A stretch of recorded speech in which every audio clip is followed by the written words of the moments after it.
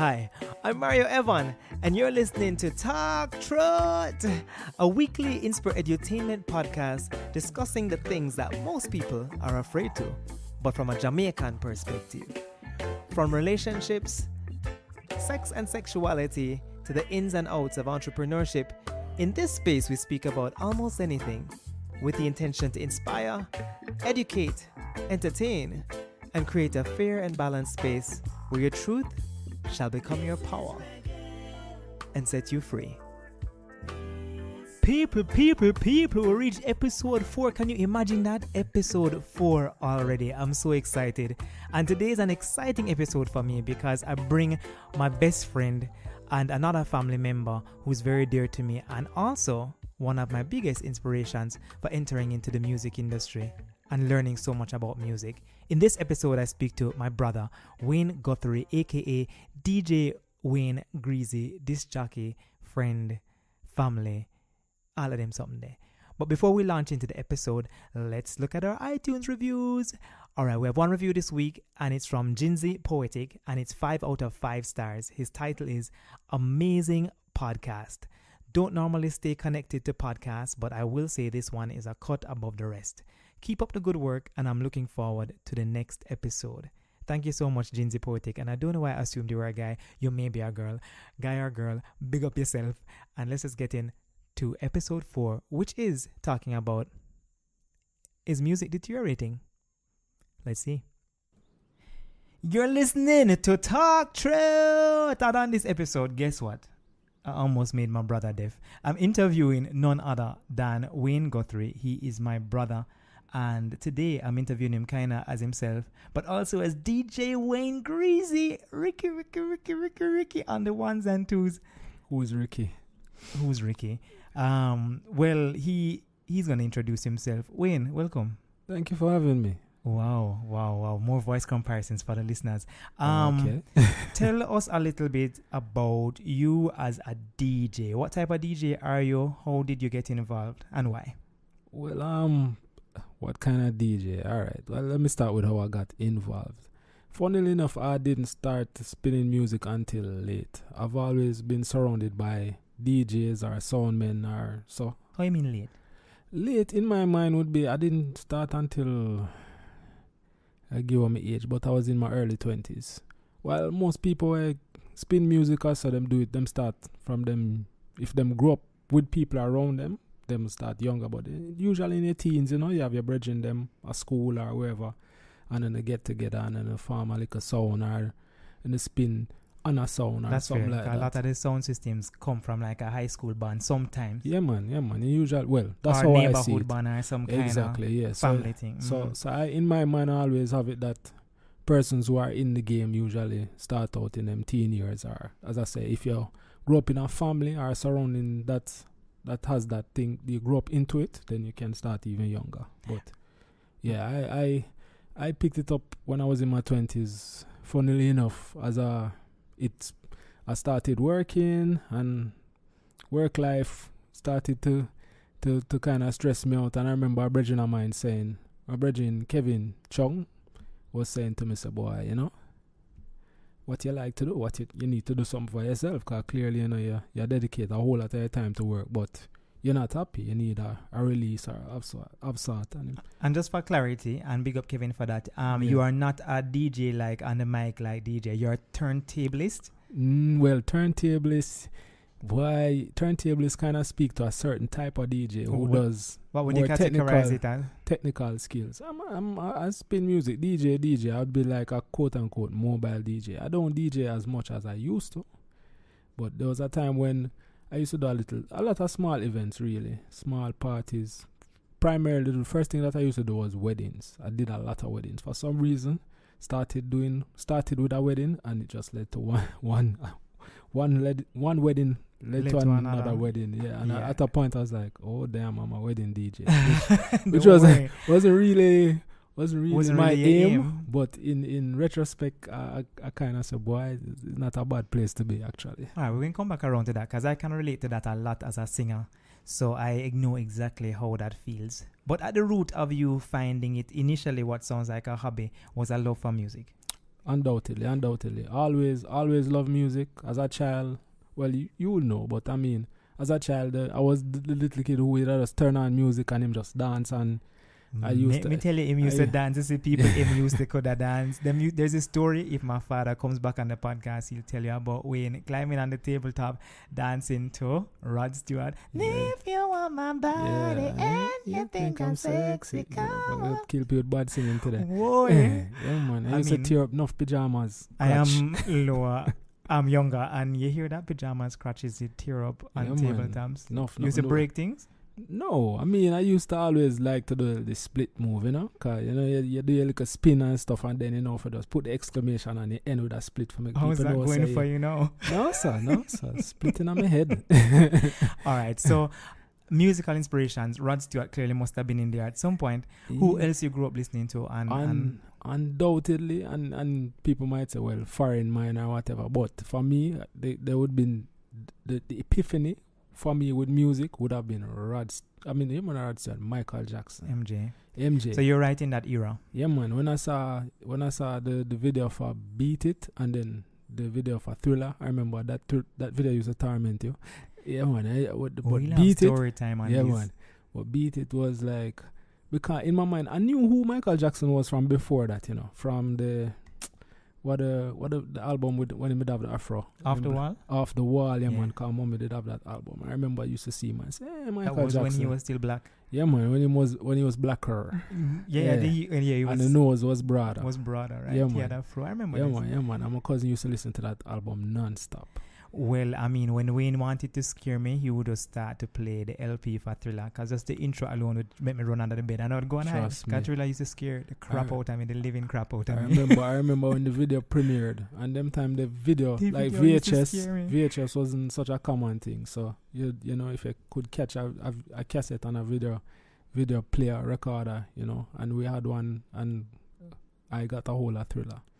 And if you want the boy act mad, just put on that Thriller video. Run. Well, I'm trying to give you an idea of where Wayne is coming from musically, because it's going to lead us into our conversation about whether music is the same, is it deteriorating?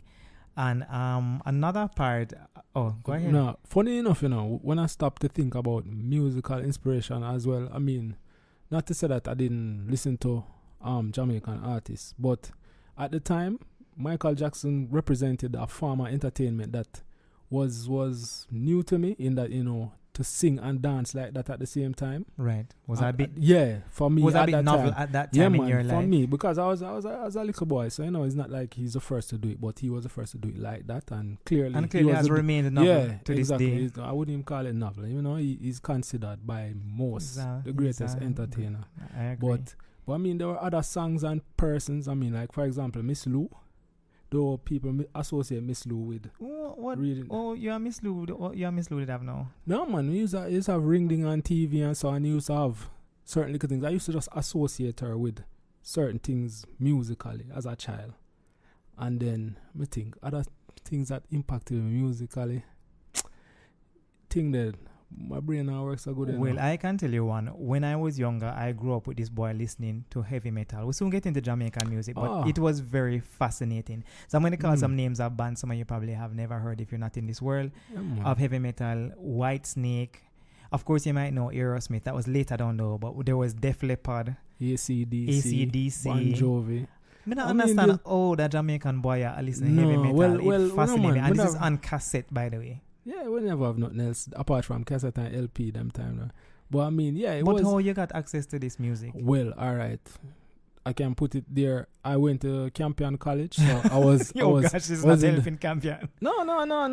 You don't know people going to have them views and so forth. That is, I mean, and... But in all fairness, we didn't have access to satellite dish and these Campion things, so Uptown School. We could see things like MTV and BET. Well, most... Eventually. I don't even know if I could say...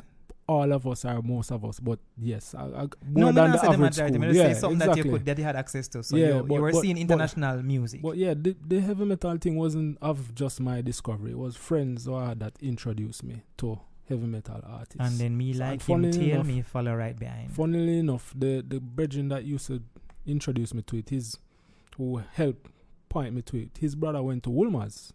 So his older brother went to Wolmer's.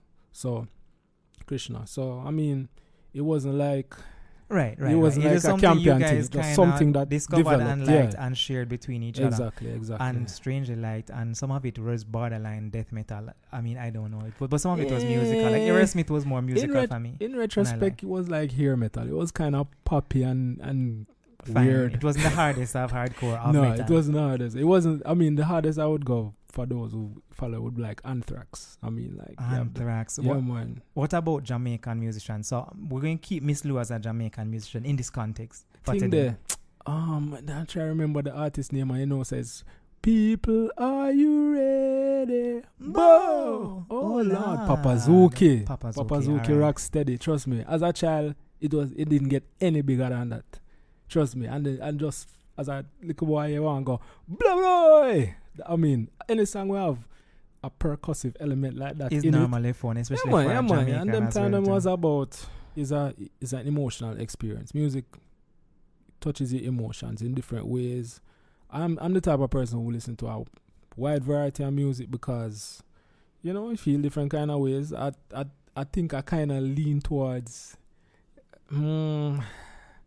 I don't know. I'm a low key kind of quietish person. We keep to myself, and I don't know if being introspective Or introverted. introverted and introspective. But yeah, being an introvert, that's the correct word. Right. It leans you to a certain way. I mean, I like my jump up music, but I find depending on my mood, I listen to all types of music, and that's it. Music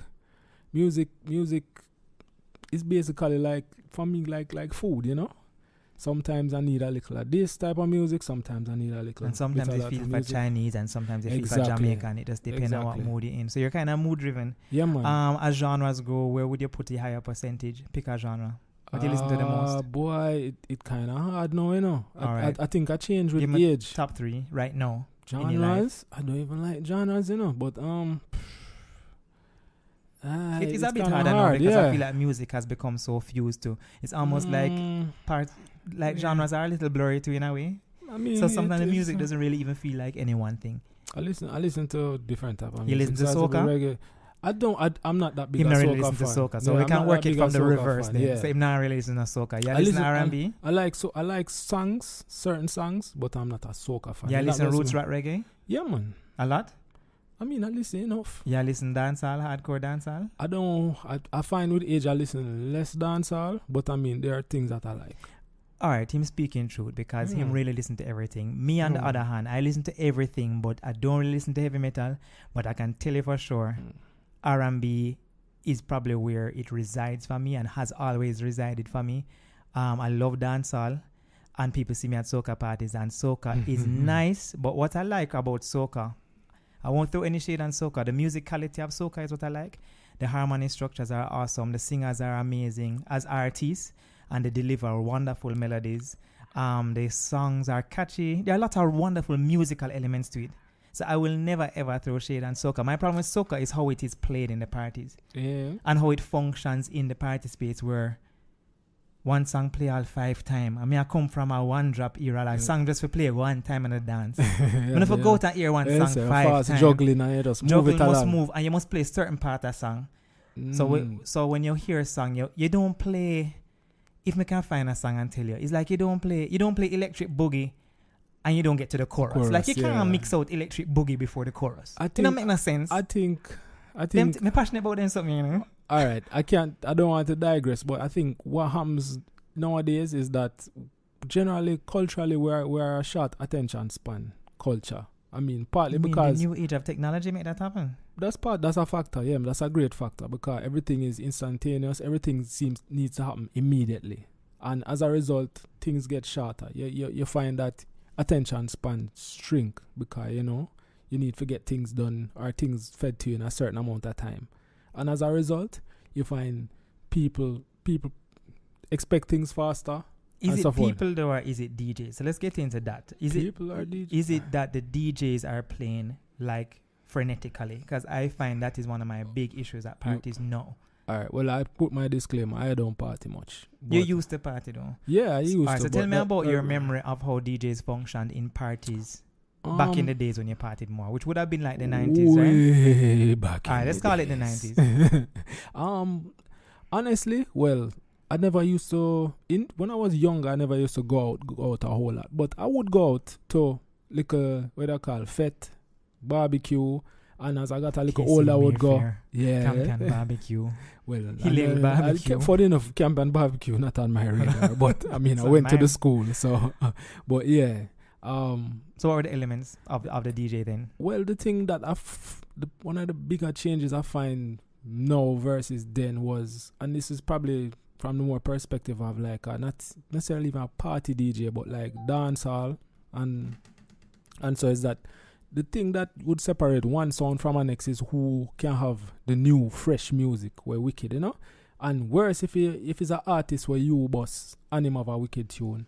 So the thing was to push new music and this was the tradition of dancehall anyway, right? Of sound systems. To boss artists. Yeah.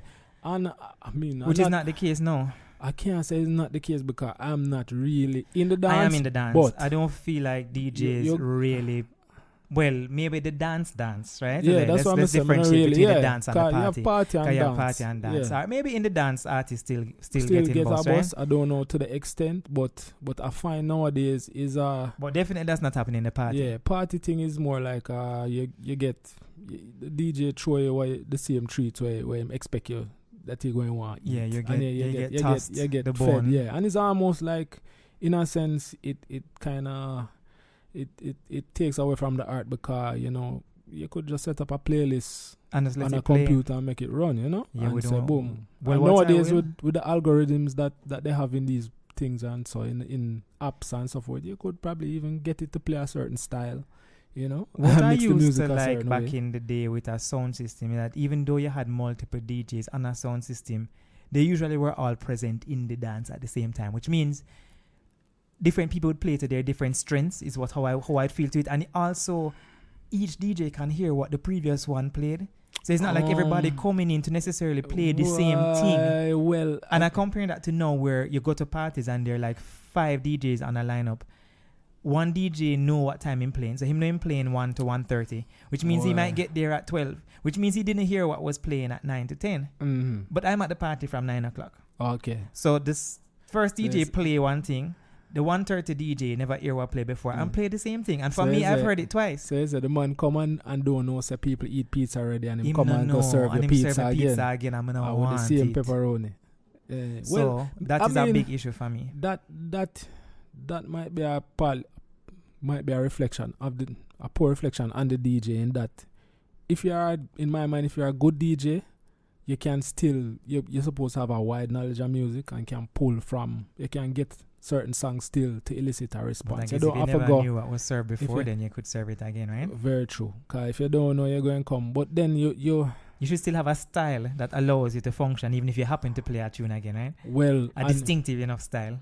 And you should read the crowd. I mean, if you look and you see the people not reacting to certain tunes where you say definitely they should react to, then the likelihood is you think about the DJ who playing early, who you might think would be the DJ to warm the crowd and not necessarily play all the hits, him probably throw all the hits already. So you're going to have to try and take a different approach, you know? I also on that note, I kind of miss the contour of the party. And again, same thing I enjoyed with one DJ or one group of DJs functioning as a unit is you would come at a certain time and have an early warm. And I would be guaranteed to not hear the hottest songs at a certain time. And then I knew by a certain time when the crowd was ripe that you're going to start hearing higher energy stuff because the party going to lock off most times at a certain time. And again, parties now lack that contour. So I go out very unfulfilled many times. So you're saying as you go out, you just hear them what are you? Reach a party. Me like reach party sometime at 11:30, which is like early for some Jamaicans. Sometimes you go a party 11:30 and hear a hot song. And when I say hot, it don't have to be of the current era, but it's something of a certain energy. A big tune. And not a lot of people are in the place. I mean, I want to hear Willie Bonks at 11:30. I mean, I want to hear 90s dancehall early. I mean, I want to hear certain songs. Because, you know, it evoke a certain emotion in the crowd. Yeah, a certain so energy. I don't expect to hear that at 11. So these are little things that irk me. Boy, I don't know. I don't know why it is that way. And then, you know, the soul, the part dancing used to end with Celine. Or some souls when the dance used to end with the R&B. So you miss that? I miss the contour. I miss being warmed up to a peak, being held in a peak and then coming down like a climax and you come back down. Boy, I don't know. I mean, it's very erratic. I've played few teenage parties and I don't know if it was thing there. I had one Sweet 16 that it seemed like, they just wanted everything immediately and for a short space. And in my mind I was thinking, boy, I don't think early one would have really worked so well with this them. Era. Yeah, exactly. Because I think they just want boom, boom, boom, boom, boom. Them what I call flingstone. So you think that the expectations have changed? I think that is part of it. Mm-hmm. That is part of it. So we are probably, I'll speak for myself, I'm probably old school in what I want because I am used to getting joy from the contour, but the contour may not be necessary for someone exactly. partying. So, I mean, I always think though, as a DJ, you can't always throw the big punches. Sometimes you have to throw some jabs and then follow up with a big punch so that, you have the comparison. I mean, there are periods and types of music where you can continually hit people with hits back to back for a period of time, but still you're going to have a lull at some point to bring them up back again. I mean, we're only humans. I mean, yeah, it's not a cardio class. All right, so fine. It need to come, and even a cardio class has contour. And I guess in Jamaica, maybe we don't go so hard on those type of drugs where keep us. Some blue pills, some LSD. Market, it's changing now, Yeah, I don't know. People might be sniffing DPH. I don't know what people do now. I don't know. I don't even know what Molly does to people. I don't even know what a Molly is. I just know you pop it. Papa Molly. And Molly references in dancehall songs, things and times. All right, I'm going to hit some musical terms, and a lot of these things may have changed. Do you think they still exist in a good way? And I'm talking stuff like melody, harmony, chord structure, beats, and how the beats are put together. Just the general soundscape of songs. Do you feel musically what people are producing now with computers and laptops and sequencers is as good as what used to be live production, organic kind of vibe music with 5 people in a room vibing, just run the reel? All right. You kinda thing there. Your question a little colored to me. They don't colored. No, because music is produced differently now for the most part. I'm not sure about that. I mean, there are a lot more persons who use computers, and definitely because of the ease let's compare the computer era to the live music era. Do you like what people are doing in computers? I don't know if I wanted to say that because what I'm seeing now, is that there are more quote unquote live instruments or bands are coming back, in my opinion, from what I'm seeing. Fine. Yeah, but are people creating as good music with computers as people did live? There are persons who can. And there are those who don't. I mean, with everything, there's a good and bad. I think because of the ease of getting the equipment and the ease of starting to quote unquote make a beat and put out something, there's a greater likelihood that you're going to get trash, because just off the probability. Of the probability and the access. Access. But it's not to say that there isn't sequence music that isn't as definitely good. I'm a big hip hop fan, so I grew up on what you would call quote unquote sequence music, or music from machines, samplers, electronically produced music. So then does it matter? Does it matter? There's always going to be something that can't be let me tell you. All right. Can't be replicated the same way. Yeah, exactly. It depends on what the effect that you're going for and the feeling that you're going for, and what you like to. Because some people really love live sounds, so they'll always lean to live stuff like jazz. It's gonna be hard to compare one genre against the next, but at the end of the day, people can still produce pretty great music. Yeah, man, and then they meld the two. I mean, one of my favorite albums, hip hop albums of quote unquote all time, was Outkast Aquemini, and that was a merge of the two, where the Organized Noise or the producers behind it, and you could hear the electronic stuff and you could hear the live stuff. They had a documentary afterwards. I think Netflix has it, and it shows what went into the album. But from that time, I could feel the difference in that you could hear, you hear a 808 kick drum, electronic drum machine. But then you know, say boom, that's a live horn, that is a live bass line mixed in with everything, and they merge the two. So and those are two instruments people do love to record live. Yeah, and it's just a matter of, I guess, what you want as a producer, you know, the feeling that you're going for. So I wouldn't say, well, you know, sequencing is bad. Yeah, it's not black and white. No, it's a matter of what you want and how it come out. And there are persons who can, I've seen in Jamaica, I mean, man put together an entire, do the drums for an entire song on Pro Tools.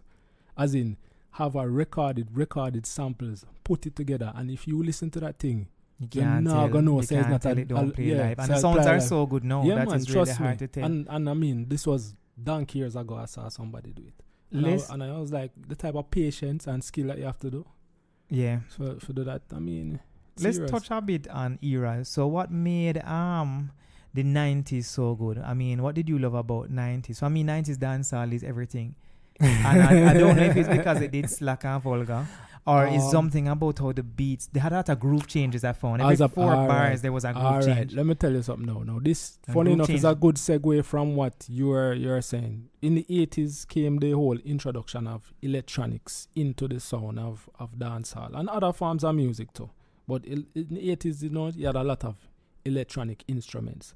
Not necessarily that sequencing was going on, but they used to have some sound. Electronic always had instruments. A sound in a song that was so unique. And then I think because we came out of that and went into the 90s, there was still that sense of it need to have that feel of a live band, even though the sounds are electronically generated. So you realize it's not just one 8-bar loop or just a go over and over, which push and pull more now. People just have one whole track that is the same and loop. It's repeat, and it's more about the vocalist now trying to do things gymnastics and they may push or pull one or two songs, but overall the whole track sounds the same. Mm-hmm. No, you find 90s dancehall, the grooves change completely in sections of the song. The songs produced like which make your body move differently. And I'm coming from someone who loves to dance. I feel like that is probably what really it did to the crowd. It make you dance differently. Exactly. You know who does that a lot now too? And I don't know if people are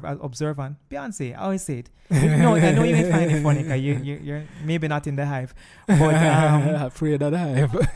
Beyonce's music changes every 4 to 8 bars. She does a groove change, and it is something she's kept. I find a lot in her music, and for me, I like it.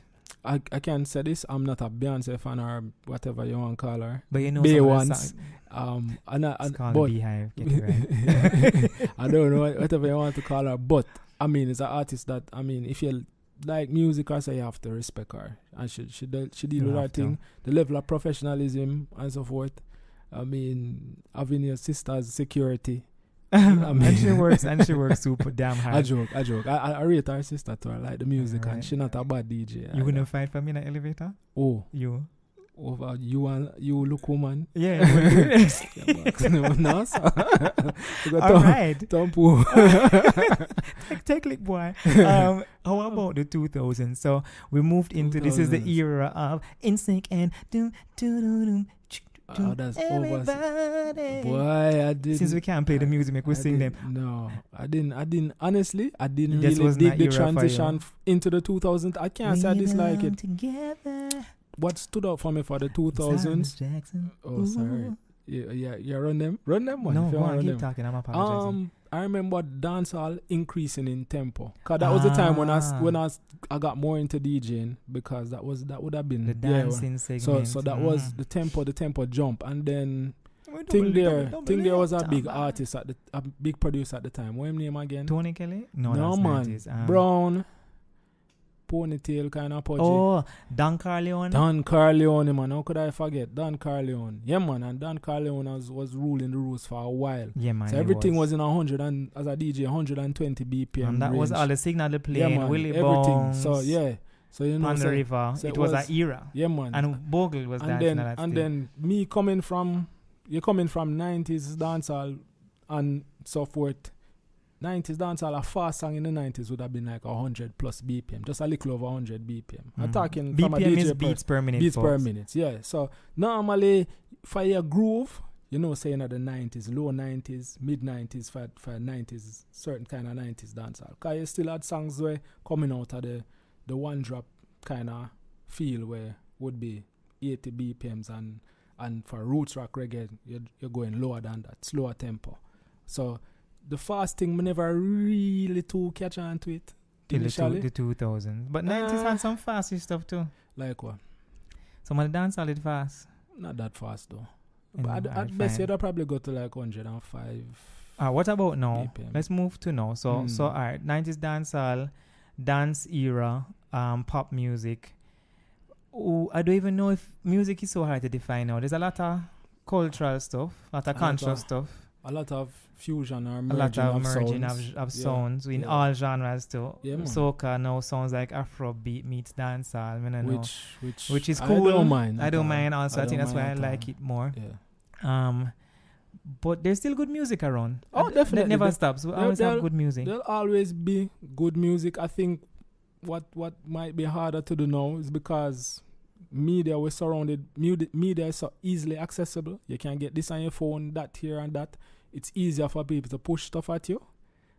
In the same breath, it's easier for you to look and try and discover things for yourself. It's just that I think because it's noisy though. Yeah, exactly. You have to. It's probably harder now to look and push and sieve out. I just have trouble keeping up. But when something hit me that nice, I hold on to it. Yeah, which leads me to what are you listening to now? What am I listening to now? You can look on your little device. My little device. I have a little MP3 so player. I'll start because I am still in kind of neo soul R&B land most of my life. For me, Her is an artist I love. She's an instrumentalist and an amazing vocalist. Daniel Caesar. I'm big on anything in this space. Emily King. So I have some things I listen to. Local, yeah, man. I like Jada Kingdom. Savannah is one of my favorite singers as a vocalist goes. Lila Ike, her voice buttery, like it just smooth. It's so smooth, like smooth skin. But I love Coffee too. Like I love a lot of the music out. Anything that's strong and stable. I'm not going to talk about the females only. Proto, Chronics, all of them. When I just call name. Dancehall, I still love Cartel. Even them in prison. You love Cartel? Love Spice. Music, that is.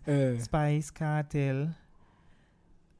Some people have never been great fans of. As I get older, I find I'm not keeping up with the music as well as I'd like to say. It's like I know songs, I don't even know who sing them, and I'm ashamed to say, but it's true. I'm out shaking up my leg to it. I don't know who is singing it. No, I have no idea, and I'm fine. I will, because I still every DJ every now and again I try to, at least even if it's from like a more academic type of way or perspective, I try to keep up with the music, have an idea. What I listening to now, I still listen to a lot of the old stuff that I usually listen to from before. I like this tune, Old Town Road, Lil Nas X. Lil Nas X, right? All right, cool. Yeah. He's how old is he? He's a teenager, right? Yeah, I like the whole idea of the whole story behind it. And well, that segues into another question. But what's the story behind Old Town Road? I'm gonna get to rinse off my artist them, but yeah, Old Town. All right, sorry, hold on, rinse off your artist them. Well, I mean, we'll come back to Old Town Road. Yeah, it's not too many still. I mean, all right, with dancehall I don't listen so much, but you have the fella TJ. In my old place. TJ, yeah. Up top bars. Shimmy fingers. Really? Yeah, I mean, it's audio. They need to know. Okay. What a brother named Chronicler, him have the song about on the hillside. My old mate. Doing better than me. And we were just listening to Sit Down by Cranium. Nice vibe. Foreign dancehall. Well, he's Jamaican, but him based overseas. Yeah. Still listening to a lot of old stuff. I mean, I still go back to my classics, and I listen to Miseducation of Lauryn Hill start to finish. Recently did that. Floetry, Say Yes. I'm still sometimes a touchback, but I have some albums even by artists who are friends from music school, Tavana Miller, Jamie Woods, and I'm telling you, I'm just playing these artists just because the albums are so solid. You guys listen to those two albums. Look for Jamie Woods, look for Tavana Miller. I'm leaving out people. There's Freelance, a wonderful band out of, well, most of them went to Berkeley. Yeah. They're on the scene now. That's live. Crazy things. There's so much music. I like the thing there. It's all right. You correct me with this one. It's Afro beats. S is on it. Yeah. Yeah, plural because different countries in Africa. Yeah, I used to call it Afro beat. It's Afro cool. beats. Yeah, man. The genre is Afro Davido. You have Mr. Easy. You have Yeah, but I think about Pana. We know some of the songs, but I Afrobeat don't is really. hot. But yeah, I like the It's Afrobeat hot. thing. Yeah, man, still like good old reggae artists where I always have to rate, although I'm not necessarily up on his new stuff as much, but I think my brain now works so good, Digital Rising Stars, we're talking about Chris Romain. Romain Virgo, yes. Boy. Yeah, Romain. Yeah, Romain man. And Chris Bad I too. Chris Different Bad too. vibes. But Yeah. I'm more a Romain fan, but I like songs from both of them. all right, well, you answered Romain versus Chris. All right, before we get into that's how we're going to actually end this episode with a face-off. He's going to have to choose one. I have to choose one as well. We're going to do A or B, and when we get there, I'll explain that to you. Regarding the little Nas X story now. So, Old Town Road, what's the deal with that? All right, well, this is what I know of it. There's a youth where upon him, he's an artist. Him looking to boss. He was unemployed at the time. Him have a looking a beat. Him find a beat on YouTube. Link up the brother. Him do the song. Release a song on Twitter. The song blow up the place. The song gets so big that it actually made it onto the country charts. And I think he was top 10. And the country, whatever the name, people decided to pull the song because they say it's not country. Not country. There were enough. people arguing that he was black because he's a black man. Well, that or is it sound more like hip hop. That is a controversy. The argument they use is that is more hip hop than country music. But it's some kind of country. There are a lot of songs now that are like that are on the country charts. Probably not by black artists. Taylor Swift is on the country charts, damn it, and some of that stuff is not country. Yeah, but I guess you get kudos or points for being, I guess, more country at one point. I don't know. And then, well, the thing is now for when Billy Ray Cyrus, right? Miley, so now they've done a collab on the same song. Miley Pupa jump on it and make it a remix, and now it's officially released, as. But he did it because he was supporting the artist. Because he felt the guy needed to get the boy, exposure as country. He must say, well, I'm country, so. That music video is out now. It's cool. It's a cool video too. Yeah, man, nice video. If you watch the video, which I won't give away too much, but it has a Western theme in a LA setting. You'll just have to Google Old Town Road by Lil Nas X and Billy Ray Cyrus. I hope them getting some of that money. I know, right? Some of the royalties are for that. But when you watch the video, it leads me to our next question. Do you feel like most of our Jamaican musicians are being creative enough? There's this kind of feeling like we're still stuck, like we don't have an outlet to come out. And the ones who have done well, I find, have big teams and good ideas and are consistent, like Proto, Chronics. You see, the thing is there are so many artists in Jamaica, and we could have the musical genius there, and he's not necessarily being heard or being. I mean, damn, Mario Evon has an album. People don't even know he has one. Woo, shot! Wow. Yeah, Mario. Oh, you're a doctor and a singer. Oh, you released an album. Oh, I've known you for 10 years, but that's okay. No shade there. No, I'd feel like it's a shade in the hot sun. It's dark. But yeah, yeah. For example, Mario Evon, a very good example. I mean, I'm not trying to give myself ratings, but there are certain.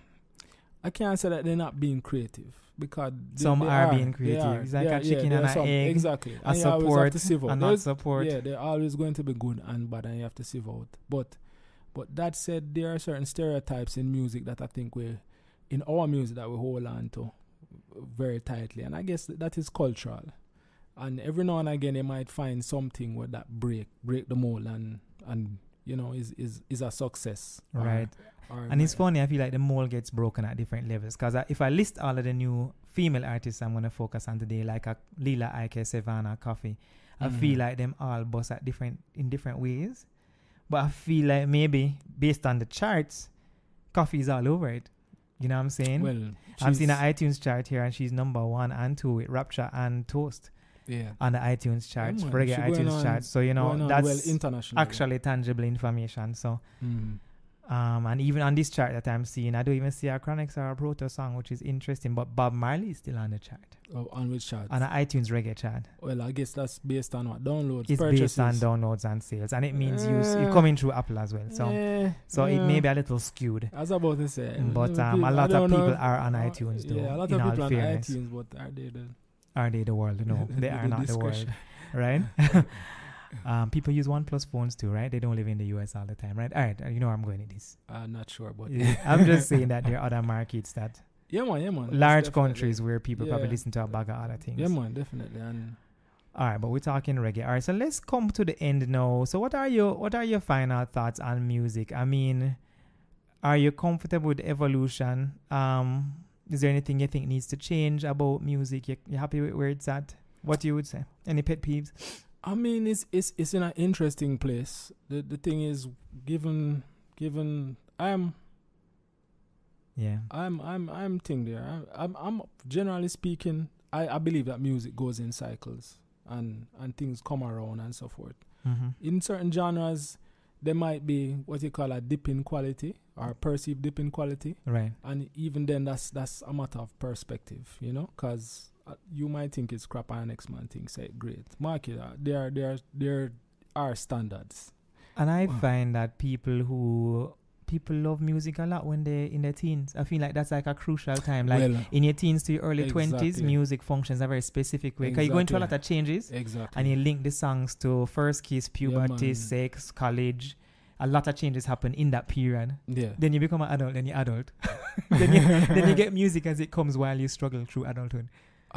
Yeah. Unless you keep your finger on the pulse like you do. Well, I mean, as I said, part of the reason is because I spin the music, but But I'm that's- a fan. I'm a fan of music. But that's an example of perspective. Mm. So I guess if Yeah, you man. ask a young person what old school hip hop is, and they'll say Snoop Dogg for somebody, and that might be very old, where somebody might say old school is like Wale. I don't know. Exactly, yeah. You know, It's a like matter, Wale- yes, all Wale relative. could be old school to Yeah, I somebody mean, coming up now. No, I'm sure the greatest rapper is going to be between Drake and somebody else. Right, and Yeah. we are coming from an era where I remember LL Cool J, Big Daddy Kane, who can just list. Yeah. Queen Latifah was in that early Mm. phase, but hey. And how you feel about you said music is an emotion. You said this earlier, and maybe not Yeah. on the podcast. Yeah, man, I did. I mean, music speaks to emotion. So Right. So at the end of the day, that is what it is there for, to me, to generate emotion and to give a certain feeling, to communicate, you know, to the listener. So I mean, and not only emotion but messages as well, because I like music with good lyrics. So And I'll be honest, I am a little bit between both. I like lyrical content, even as a songwriter, but because I love to dance, I can be totally groove driven. yeah, nothing wrong with that. Yeah, and it could be a bag of rubbish going on in the song. Nothing But if wrong the with beat that. make me want to shake myself, I'm going to shake. Yeah. Wayne, thank you so much for your time. Before we wrap up, though, we're going to do our A and B segment here. Alright. You have to choose one. I will also choose one after you choose one. Okay. We won't make you go into too much of why, but maybe you can say a little bit of why. Celine Dion or Beyonce? Oh, I'll take Celine. I mean, I'm not really a big fan of either, though they're so great. But by virtue of being Definitely not in of the hype. voice, by voice quality, You and choose songs, Celine? Celine, I get the nod. I love them both. I am going to choose Beyonce. And that's just because, yeah, I have to choose one. Cartel or Movado? Oh boy, people shoot me. I would go with Cartel just based on lyrical quality. I would go with Cartel based on lyrical quality, melody choices, groove. Just a genius. I don't know. I was never a big Movado fan, but I like Movado. Dancehall have only producer. So I'm not go attribute groove and music Me I to give Cartel. melody. Me I give melody. Well, and yeah, lyric. yeah, melody. Yeah, him try. I don't really like Cartel voice still. I'll be honest. All these years. Dark Truth. Biggie or Tupac? Definitely it's easy for me. Biggie. I'd prefer that lyrical East Coast style. Pac had lyrics, and Pac I would think is probably the more influential of the two. Right. You know, in depth, but Biggie definitely. I also me personally choose listen more Biggie. It was all a dream. I used to read Word magazine. Yeah. Marshall or Kess? Huh? You didn't see that one coming, did you? I didn't want to actually. Savannah Grass. It's easy. I mean, Is it? I'll pick Marshall. Marshall are the bigger artists. I mean, By your standards. Kes, Alright, you choose Marshall. I mean, Kes. I think Kes was in UA when I was there, Mm-hmm. but Marshall went to Mona Prep. So yeah, Marshall easy. Mona Prep where? Marshall went to Mona In Prep. Trinidad? Them have Mona Prep in Trinidad. Marshall never grew up in Jamaica. Marshall went to Mona Prep. I saw an interview with him and he said it with his own. Oh, me I gotta look that up. I don't know about that. And Marshall was a big child artist. I choose Marshall, but I like Kiss a lot. And again, his musicality why I like Kiss. And Marshall is musical too, but what Kiss presents as a band, as Kiss the band, appeals to my music thing. Okay. Spice Our Lady Saw, who is now Marian Hall. Spice Our Lady Saw. Oh, that's not a discussion. Saw, sister Saw. All right. Easy. Lady easy. Marian wins. Yeah. Backstreet or NSYNC? Who? Back where? All right. Should we Hold on, wait now. Backstreet. That remind Think me. hard on this. Backstreet at Timberlake. NSYNC is Timberlake. No, NSYNC oh, at God, Timberlake. This is not going well. Yeah. NSYNC is Timberlake, so it's the other group. Boy, them time them the overseas man, the things all them. Pick one. Me pick. Me never really like back in the tape. Jesus. Backstreet. I choose NSYNC. Bad choice. So, Boys to Men or New Edition? Boys to Men. Oh, New Edition. Boys to Men family. If it is love, why do I feel I could do one this little way? local one. Beres versus Sanchez. Really? No man, that a blasphemy. And honestly, they are two great artists. Casa Sanchez performed. I don't know your answer though, even though you say so. Beres. I mean, just offer just music. I choose Beres. And two more. Chronics or Proto? Chronics are proto. Boy. Oh yeah, I tried to create another Gully Them not Gaza. fight. I go with Chronics just for the more songs. I like both artists. I like both though. Yeah. I'm going to go with Chronics too. And the last one for the road, MJ or Prince? Hey, yo, that one is tough. I'd have to pick MJ because, as I said, he was the person who made me say, wow, music can do this. So MJ. But Prince, I mean, for me, I saw Prince perform on videos and stuff. He was, I would say, the bigger musical genius. MJ was definitely the greater entertainer, quote unquote. Boy, even in that's still a hard pick. But yeah, man, I would pick MJ because of the role that he played in my life. And I also pick MJ. Wayne, Guthrie, DJ Wayne Greezy, thank you so much for your time and your contribution and your opinions on music. And I mean, at the end of the day, I figure the conclusion is that music has not necessarily deteriorated. No, I wouldn't say that. I mean, things and times, there are ups and downs and changes and things evolve.